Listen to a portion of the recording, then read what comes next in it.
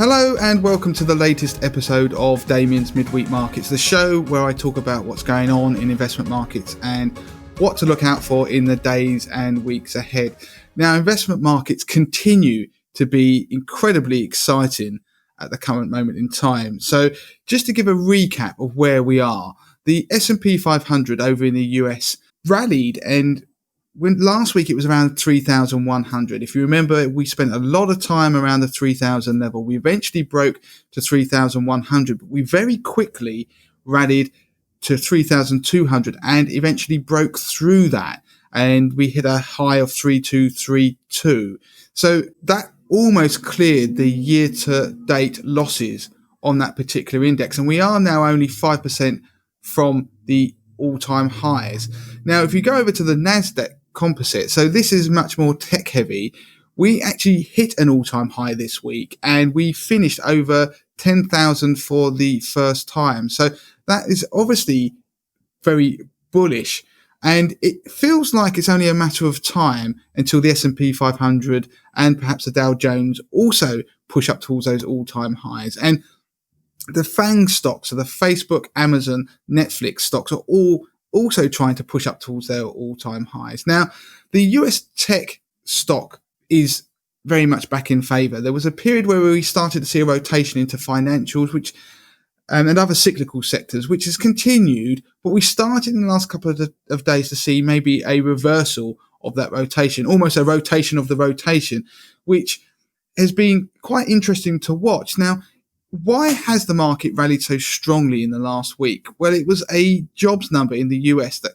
triggered the upward rally. Now, the US economy surprised everybody by adding 2.5 million jobs during the month of May. Now, economists were expecting another massive decline in job numbers, but the addition of 2.5 million jobs caught everybody by surprise, and it meant that the market started to price in the fact that the US economy was proving much more resilient and already on a V-shaped rebound. So the market bounced to the upside, and we saw that reflected in the UK and in European stocks. In fact, we saw it reflected globally. The FTSE 100 rallied up above 6,500. And since then, we've had a little bit of a pullback, which I'll come on to in a moment. But the fear index in the US, so the VIX, which is called the fear index, the VIX, actually fell and dipped below its 200-day moving average, which is around 24.69. So going below that level is actually very positive. So again, it was another one of those indicators that were ticked in favor of the bulls out there. And those bearish investors seem to be capitulating even more. But of course, this market has risen very quickly. And of course, if you look at valuations, they do appear quite stretched. So this FOMO, fear of missing out, was seemingly accelerating, particularly in the US. Now, to give you an example, a perfect illustration of this, now Hertz, which obviously most of you will know is the car hire company, filed for bankruptcy protection in the US, and its share price obviously plummeted. And we went from a point of 80 cents for each share. That rallied 40% in a matter of days at the start of this week. So we started to see an almost worthless, supposedly bankrupt company that's got huge amounts of debt, seeing their share price rally by 40%. And what was happening is we're seeing lots of people speculate on shares. We're seeing a lot of people rushing to get invested in almost anything, no matter how seemingly worthless the share price is, almost betting on penny stocks. So that is a bit worrying. That's got to the sort of euphoric stage almost of feels like a bubble. So we would be looking to see if markets would pull back from here. Now, what we've seen in the last 24 hours is the market looking very stretched, but the Federal Reserve, so the US Federal Reserve, that's the American equivalent of our central bank over here, the Bank of England, the US Federal Reserve gave a statement on their monetary policy, and they didn't change anything. And in fact, they emphasized that interest rates won't be rising, obviously this year, probably not next year, and their accommodative stance would continue. But they also gave a very gloomy view of the US economy. They re-emphasized that we're far from out of the woods, and whether a V-shaped rebound would even happen was called into question. That gave a dose of reality to a market that was pricing in that everything was over and we're all back to normality, despite the fact that coronavirus doesn't have a cure. So that dose of reality was also compounded by news that certain parts of America were seeing an increase in coronavirus cases. So people started to get worried. So it was the first time, seemingly almost in weeks, that we've had people start to think about the reality, the fundamentals out there. So we saw stock markets pull back slightly yesterday. That was Wednesday. And today, as I look at it now, the stock markets are down 2 to 3% almost across the board. Even the S&P 500 now has pulled right back, broken down through the 3,200 level, is now testing the 3,100 level. If you go back to last week's show, I talked about that level, and also then the next one down, which is the 3,000 level, which is around the 200-day moving average for the S&P 500. So we're seeing a slightly negative tilt to markets. It'll be interesting to see if the bears jump on that and if the bulls capitulate. But the odds at the moment are still in favour of this uptrend. So we have to wait and see what happens. Interestingly, if you look at the bond market had sold off in the last week quite aggressively. And we saw the 10-year US Treasury yield rise to about 0.9%. That has now started to fall as people are rushing for havens, and that's down to about 0.67 as I look at it. Gold has held up throughout this period of euphoria in stocks, and even now is starting to continue to push higher, which was one of the outliers, because despite all the euphoria on stocks and bond markets also selling off, gold was seemingly managing to hold higher, hold its price. So that was showing there was still some uncertainty in the market.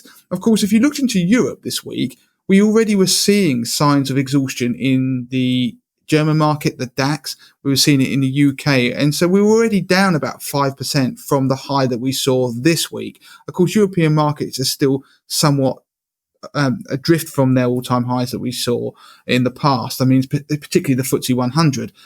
But we've already seen the European market start to pull back before the US markets have started to do the same. And in fact, the DAX, the German DAX, is down around 5% as I make this show.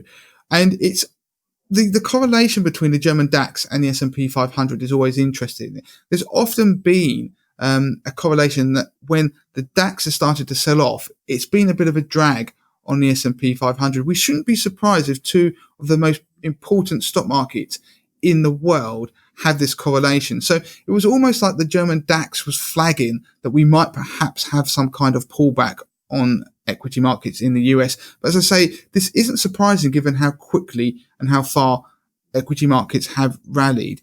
So in the coming days, keep an eye on those support levels. So on the FTSE 100, sort of 6,100 going down to the 6,000 level. On the S&P 500, look at 3,100 and 3,000 to see if they hold.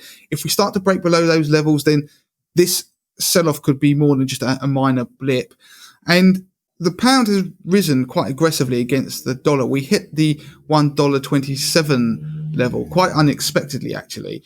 And it was looking like it was going to push towards $1.30. Now, the reason the dollar's been falling because the fear had started to evaporate from market and interest rates in America look like they're going to be staying lower for longer. So we saw the dollar fall against nearly every other currency out there. So that meant that the pound rallied against the dollar and pushed much higher, even though the UK economy still looks to be struggling. We're still not out of this coronavirus uncertainty, and obviously Brexit is still in the background.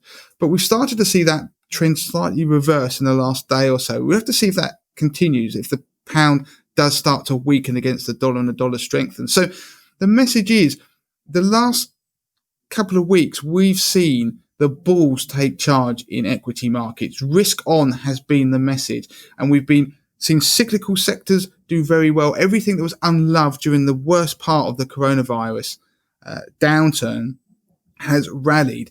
But then in the last few days, we're starting to see whether that rotation and all of that is being undone again as people start to worry, are we going to see a pullback like we did during February and March? So there's a lot to watch out for. Of course, I've not even mentioned Donald Trump and the US-China trade war. That seems to have taken a little bit of a back seat this week. But there's a lot to keep an eye on in the next couple of days and weeks. And of course, we're going to soon start to head into the next earnings season once we get into July. So that will be something else to start to worry about. But there's a lot going on in investment markets, so do keep an eye on them.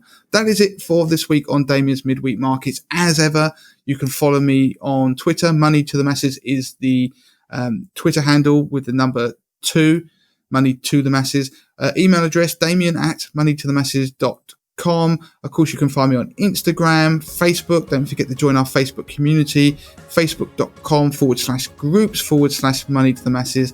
And do subscribe to our YouTube channel. We've just hit 1,500 subscribers, so thank you to you all. And if you've not already joined them, then please make sure you do.